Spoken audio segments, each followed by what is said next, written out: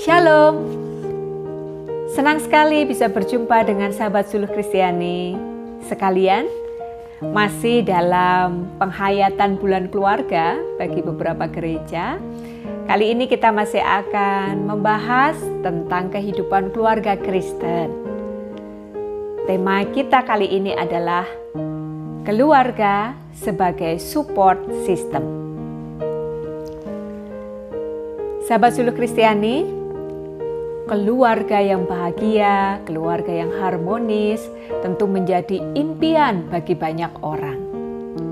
Untuk mencapai impian itu, tentunya diperlukan kerjasama dari seluruh bagian keluarga. Ayah atau suami tidak akan berhasil jika tidak didukung oleh istri dan anak-anak. Ibu atau istri juga tidak akan berhasil jika tidak mendapat dukungan dari suami dan anak-anak. Orang tua tidak akan berhasil menjadi orang tua yang baik jika tidak didukung juga oleh anak-anak. Sedemikian juga anak-anak tidak akan menjadi anak-anak yang bertumbuh dan berkembang dengan baik jika tidak mendapat dukungan dari orang tuanya. Inilah yang disebut keluarga sebagai support system. Keberhasilan setiap anggota keluarga dipengaruhi oleh dukungan dari setiap anggota keluarga yang lainnya. Sebagai support system, seluruh anggota keluarga diharapkan saling menerima satu dengan yang lainnya, seapa adanya. Kepribadian, kebiasaan, karakter, kelebihan, kekurangan, semuanya diterima dengan sebaik-baiknya. Diterima secara utuh. Tidak ada yang dianak emaskan atau disepelekan. Sehingga keluarga benar-benar bisa menjadi rumah.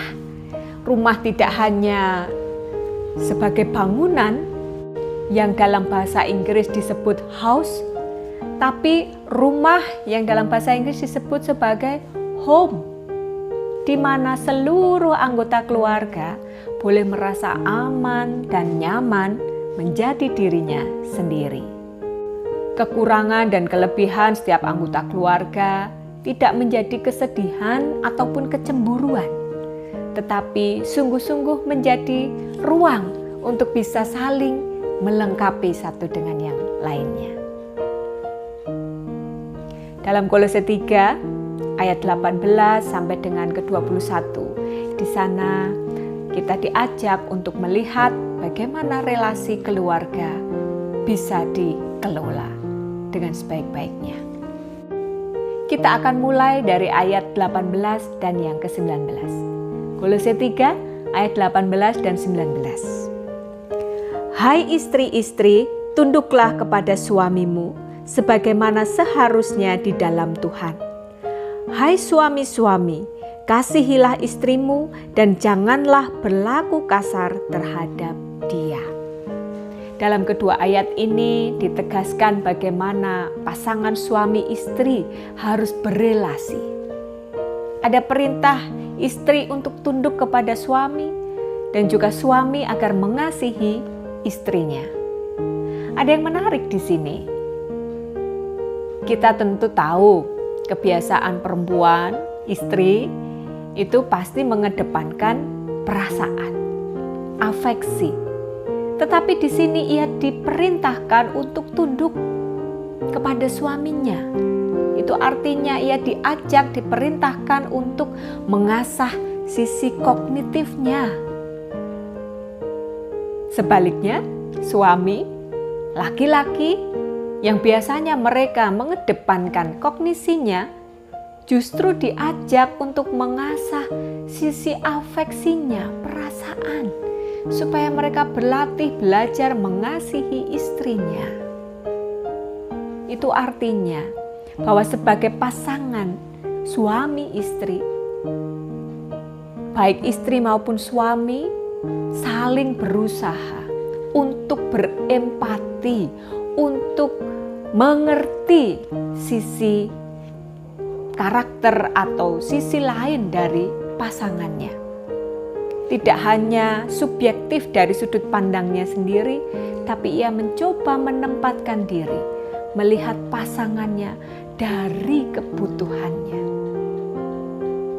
Jika nanti istri bisa belajar untuk mengasah kognitifnya, lalu suami belajar mengasah afeksinya, maka keduanya akan mendapatkan yang disebut konasi, yaitu kebijaksanaan. Keduanya akan semakin bijaksana dalam menjalin relasi, akan semakin dimampukan untuk menyelami satu dengan yang lainnya, sehingga mereka boleh semakin merasakan cinta yang semakin mendalam setiap harinya. Selanjutnya pada ayat 20 dan 21 saya akan bacakan Kolose 3 ayat 20 dan 21. Hai anak-anak, taatilah orang tuamu dalam segala hal, karena itulah yang indah di dalam Tuhan. Hai bapak-bapak, janganlah sakiti hati anakmu supaya jangan tawar hatinya. Kedua ayat ini mengajak untuk mencermati relasi antara orang tua dengan anak-anak.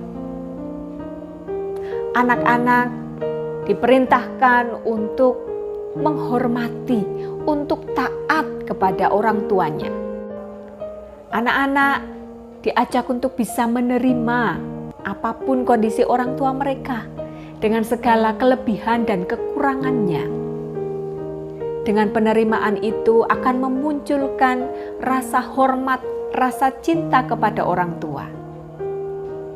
Dalam ayat yang lain dikatakan ketika anak-anak bisa menghormati orang tua, Tuhan akan memberkati mereka. Panjang umur akan diberikan kepada mereka.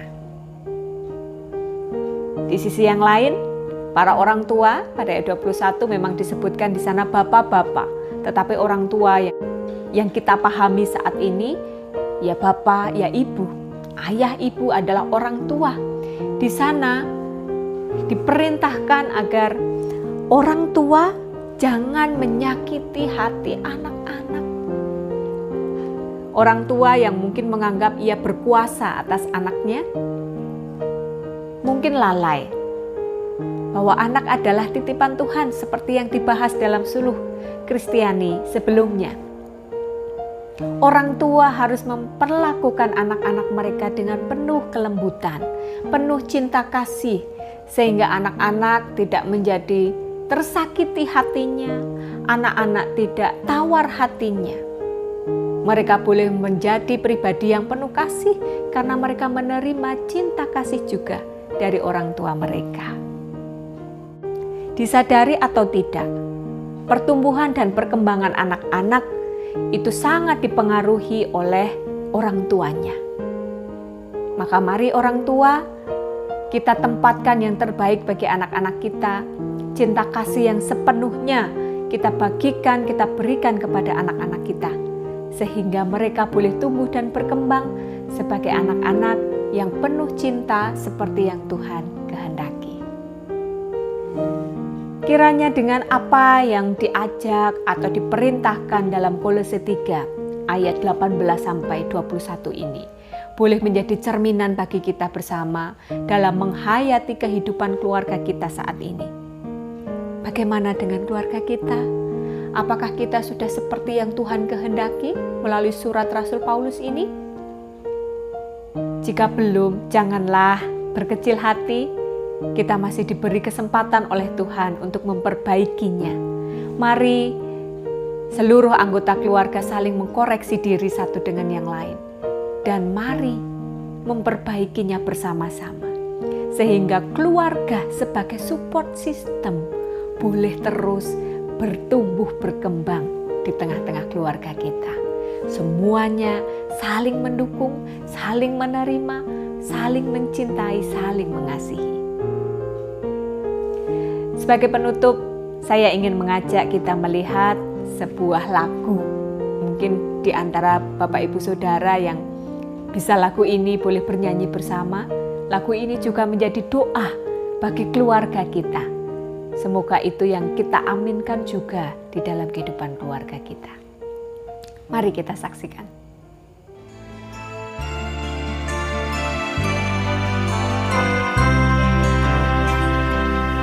Oh Tuhan, mohon pimpin seluruh keluarga kami, Papa, Mama, adik, kakak, agar kami tetap bersatu, saling cinta, menyayangi, membagi kasih, sukacita, murah hati, lemah lembut, memuliakan Tuhanku. Demikian sahabat Suluh Kristiani, pembahasan kita mengenai keluarga sebagai support system. Mari kita usahakan bersama dan kiranya berkat Tuhan, damai sejahtera Tuhan senantiasa dapat dirasakan oleh setiap anggota keluarga kita. Tuhan sang sumber berkat, sumber rahmat, sumber cinta akan terus bersama dengan kita dan keluarga kita. Tuhan memberkati.